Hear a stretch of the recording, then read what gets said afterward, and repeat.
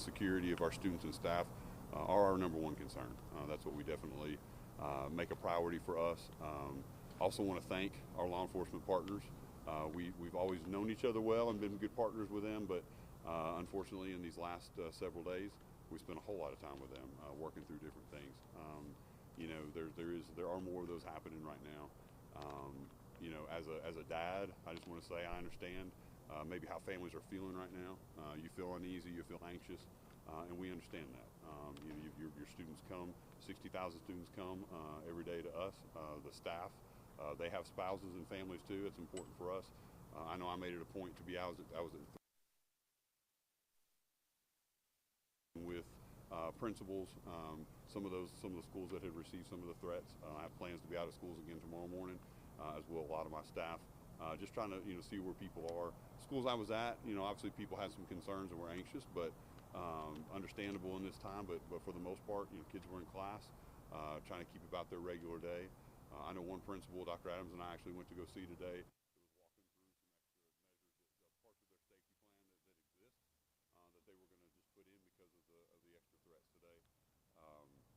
So we just want to ask again, and this, it is disruptive. It's disruptive to our learning cycle. It's extra anxiety on kids and staff that they don't need for the job that they're trying to get done.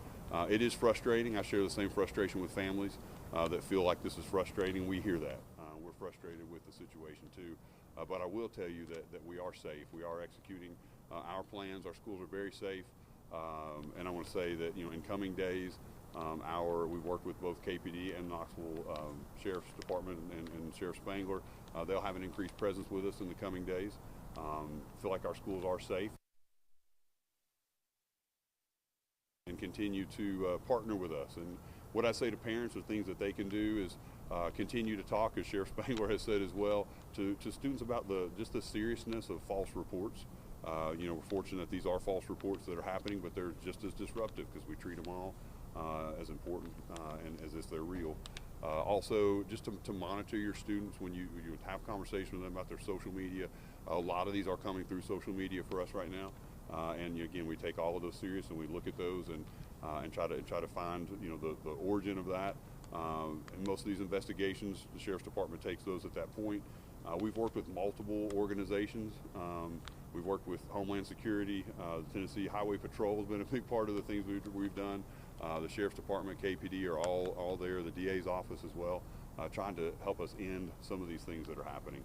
It's very important that we continue to do that. We couldn't do it without them as partners. So we'll continue in coming days to cooperate with them with any parts of the investigation that they need, any new threats. I mean, I'd like to tell you that it was just like a moment in time, but it's not. They continue to come in. We're producing or processing an unusually large amount of those on a daily basis right now. But again, we take them all seriously. We have to make sure that's happening. So again, I'd say to parents, continue to help us by monitoring your students' social media, reporting what you see and know. And I say that too. That's a great thing about this. We're getting a lot of those reports, so people are trusting that our systems are in place to make this work, and we're taking those serious and making that happen. Increased security in the coming days, and then tomorrow we'll be there as well. You'll see that. And our schools are safe. They're safe places to be. They were today, and they will be tomorrow. And we'll be out there too to make sure that that's happening. What have you been hearing from your teachers as you've been into these schools talking with them? I'm sure there's a level of, you mentioned last week, learning loss that's taking place with this concern as well.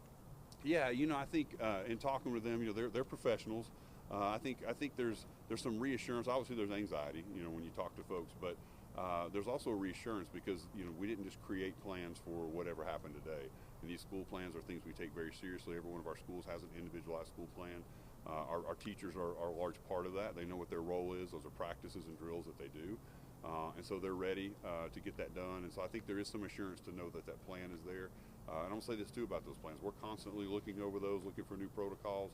Just last week, I was on the phone with Dr. Adams at 11 o'clock at night. We were talking through, some other things. They had met with some other vendors, constantly kind of looking for what those best practices could be, but really feeling confident in the plans that we have. So I think, again, obviously concern, anxiety, people want knowledge, people don't want to have to deal with this.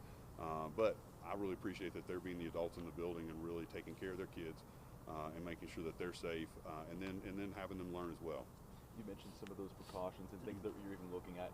I know metal detectors was something that came up a couple days ago. Is that something that you guys are looking at district-wide, or I know money's always a factor as well? Well, I mean, I wouldn't say it's money as much. I mean, for us, it's always when we look at, obviously there's a cost to things, but you know, we are constantly looking at new protocols, new things that we learn from that. The technology is getting better, the training is getting better. You know, we talk about things that were 5 years ago that were the right techniques that now no longer are. You know, the evacuate, don't evacuate, all those kinds of things change constantly. So, you know, when it comes to metal detectors, that's always tricky. It always comes up in a time like this, but I will tell you that some of the threats that we're getting, metal detectors would not, you know, that would not be helpful. And also, I think there's a fine line for schools. Schools are supposed to be a welcoming place where students want to be. It's a place that we all have fond memories of and you want to be part of. And we don't want to lose that by institutionalizing schools. You know, if it came to that where we thought the technology was well enough to be able to do that and we could still have schools as a place that was welcoming, I think we would never say no to anything. We'll constantly monitor that and look at it. But at this time, metal detectors have not been that option for us. Are you guys finding that in most of these cases, these are kids that are just being silly and just goofy, or are these people that have malicious, they're trying to scare people? Yeah, I'd say, you know, kind of general nature of those things. There are some, obviously, kids that are, you know, and I would say this, laws have changed. The stakes are much higher. We've gotten better at the practice. We now have whole child support teams that intervene faster. I think, you know, all of the systems we've been putting in for the last 3 years are working, and I think that's why we're recognizing and intervening earlier on things. But you also have the technology feature now, right, where there's some of the threats we're getting aren't even from our state, right, aren't even local.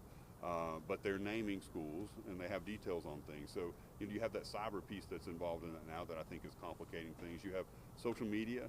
All of those different platforms are different. Some disappear quickly. Some are there for a prolonged record. Sometimes we need the FBI to help look at some of the things. So there's lots of complications besides probably when we grew up where it was a kid who pulled a fire alarm. You know, it's a more sophisticated series of threats that come now. Can you clarify, just so far in this past week, 2 arrests from students at Halls? Any additional arrests that have been made or that we know regarding these new threats? Yeah, I would have to say, just because so many of these are still ongoing investigations, it's probably a better question for the Sheriff's Department as far as, you know, they're the ones who do the charging and the DA as far as pressing the charges when it comes to that. So I don't know that I'd be the right guy to answer that for accuracy. I will say this, though, really do appreciate that Sheriff Spangler has been really strong and come out and said, you know, that there's no place for this, and he's going to be hard on it, push for the charges that he has. We support him in that and appreciate him doing that. A lot of parents that we spoke with today, they brought up concerns about the protocol, about the process of this. They say they saw these posts circulating last night, messages weren't sent out until this morning. What are your thoughts on that, kind of just the protocol that KCS has to address these threats when they arise? Yeah, I mean, I'm confident in our protocols. We do always look over those and are always trying to, you know, I always say we reserve the right to get smarter, right? So anytime we can do that, we'll do that. But no, I mean, our number one concern whenever we get one is to make sure things are safe and secure first. Communication comes pretty quick in that too. Communication with the principal, the school, activation of their safety plan if need be, law enforcement involvement. So there's a lot of moving parts that happen in that moment.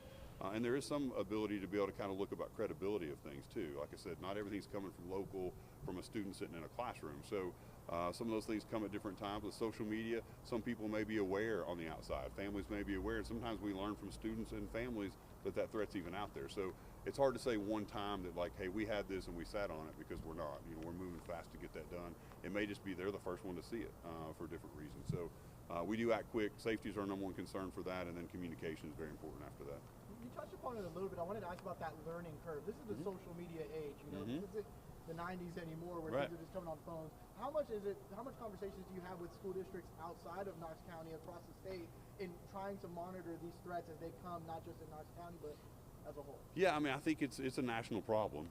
You know, we're hearing the same things, you know, and we know because some of the things we've been part of involve other schools and other school systems and other states too. So we're just part of that list sometimes when it comes to it. So I think we're all battling the same thing. I mean, what we're kind of hearing is mostly it's that involvement with local law enforcement. You know, never did I think Secret Service and FBI and Homeland Security would be this involved in all of these things. They are. I mean, you know, I've talked with them this week and last week.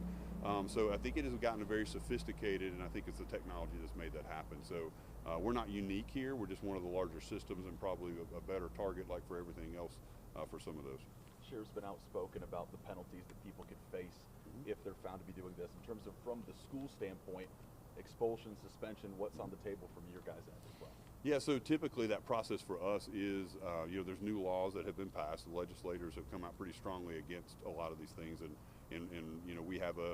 we always follow our model for discipline as far as where that falls out, depending on that. Typically, if there is a criminal investigation, we kind of let that take place, so we can kind of see the outcomes of different things. And then, we have student discipline as well, and our policy kind of lays out numbers of days and kind of ranges of days for that. So, it's real important for us, even if a student is suspended, that we get them plugged in and get them back on a track to graduation, because we remember too, these are minors, and they make mistakes, and it impacts a lot of people. But at the same time, our goal is still to graduate every student in Knox County ready to be successful afterwards. For parents who didn't send their kids to school today or are not planning to send tomorrow, are these excused absences because they might be anxious, or? Yeah, so here, I'll say this to families. The students that we serve are your students, and you're the parent of that student, so those choices need to be yours as far as what you're comfortable with as a family. I'll tell you, as someone who just had a senior graduate last year, I would send my daughter. I'll be here tomorrow. I'll be in schools tomorrow. Feel really good about that. There's several of my staff members that have their students. They're coming tomorrow, because we understand when you're in the building, our schools are some of the safest places to be. When you look at all of society and you look at, we have armed officers, we have protocols in place, we have secure front doors, we have all the things that you would think about, and a lot of the technologies we won't talk about. Our schools are safer than most other places you can be in Knoxville, so feel very confident about that. Families have that choice to make. We understand that and want to respect that. There are things in our absences policies allow parent notes and things like that can take place. So, I would say I encourage everyone to bring their students tomorrow. We're going to have school, and we're going to feel good about that, feel good about our safety that's in place, feel good about the increased supports from both the Sheriff's Department and Knoxville Police Department. And I think our schools will be the safest place to be, but we also understand families' feelings on that. You talked a few weeks ago about digital citizenship. Applying that to this, how are you having conversations in classrooms? How are you advising parents to educate their kids not to make these threats? Yeah, I'd say two things with that. One is, there are new requirements that computer science and some of those kinds of classes are taken. We do a digital citizenship. We're a one-to-one district. All those are part of the training. It's not something you do in isolation, though. Everything you do in that digital citizenship is going to be around the content of how you're using it in that course. We talked about AI policies, all those things that come out, and all that is, we now have a content or a context by which to apply those things. And so our teachers are doing that on a constant basis to be able to talk to them about the right ways to do that. As far as parents go, I would say, again, they can be a great help to us. One, talk to your students, even if you think your student's not involved, and how serious these false threats are, because again, we just talked about some of the litigation and some of the charges that can be for your students. It's also important too, social media. Again, as a parent of two daughters myself, you're not always up on all the latest technology, but have those conversations to the extent you can be involved in that. That's very important for us. And then obviously, when in doubt, report. Both students and families, we're getting reports from that too, where some of these are let in. We're okay. This increased number, we built these systems to receive this, and we'd rather hear and maybe potentially over-identify as opposed to not identify and miss something. So they can help us in that way too. I wanted to ask about just a message to students themselves. These are people in the formidable shapes of their years, their times, 14 to 18-year-olds. What is your message to them to make sure that this doesn't happen again? Yeah, I would just say to students, decisions you make matter, and how you care about your fellow classmates. Sometimes we said before, there may be pranks or gags in the past that are kind of like, this is funny, let's see what we can get by with. But it impacts people, and it doesn't just impact them that day for that school day. It impacts some of their emotional well-being, their anxiety levels, how they feel about school, their trust in an institution they should be able to trust to come to. Again, our teachers and our staff work every day to build those relationships and do that. And something like this comes in and adds fear, and it compromises that. So, your actions do have consequences, and think through that for yourself, but also for your fellow classmates. And I know you mentioned increased presence tomorrow. Have there been any reports of any threats that have been planned for tomorrow? Is that why, or is it just an increased presence overall? I would just say, we've seen the increase in this kind of period of time. There's not one moment in time on one day that we've kind of had this barrage of them. As the sheriff, alluded to on last Friday, there's just an increased number across the board right now. And again, some of that may be people are aware and reporting. Some of those may be external things that are happening, but you know, we're processing those each individually as they come through, and I said before, we've been having multiple every day for the last couple of days, so we'll continue to process those. And typically this cycle will go for a little while longer, and that's why we're calling on parents and students to do the right thing so we can get back to normal. I have one final question for you. Sure. This may be a question for the school culture department, but you've talked about early interventions. What are those kind of early signs to watch out for, and what do those interventions look like? You're right. Janice Cook is the expert in that area, but I'll try to help her a little bit on this, the things she's taught me. So, you know, every school has a whole child support team, and so that's a team made up of administrators, counselors, teachers that all come around, and they're kind of doing a hot list of students based on academics, but also based on just what they're seeing in a student and what their knowledge of that student is. It could be anything from, you know, the students their family's going through a divorce. It could be they've recently moved. I mean, these are the kind of factors they look for. They talk about behaviors that the student may be showing. They talk about their academic performance, and then they actually build out individualized plans for those students and start the intervention. You know, again, it could be time with a counselor. It could be some additional services that they need. So that's a great early warning for us to be able to start seeing kids that maybe their behavior is just not what we'd expect it to be. We can find some things through there, and so those kinds of interventions are important for us. Our counselors are very involved with them as well, and we want to always make sure, and we'll send that message to parents too, if your child is struggling with those things, we have the resource to be able to help. Just reach out to your school's administration and let us know you need that extra support. Thank you, guys. Good. All right, sir. Thank you all. Appreciate it. Thanks for coming out on what is today? Tuesday afternoon? Take care. Appreciate you.